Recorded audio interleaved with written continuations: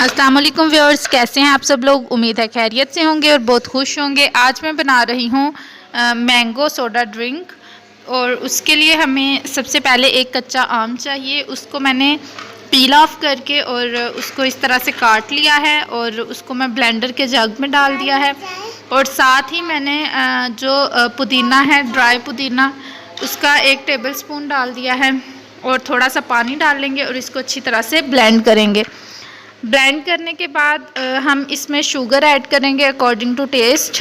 जितने ग्लास आप बना रहे हैं उसके मुताबिक ऐड कर लें और अपने टेस्ट के मुताबिक ही आप इसमें नमक ऐड करें और पानी डाल के अच्छी तरह से ब्लेंड कर लें। बाद में आप एक गिलास लें, उसमें आइस क्यूब्स डालें और आधा ग्लास जो है वो आप स्प्राइट का ऐड करेंगे और आधा ग्लास जो आपने मैंगो का जूस बनाया है उसको ऐड करेंगे।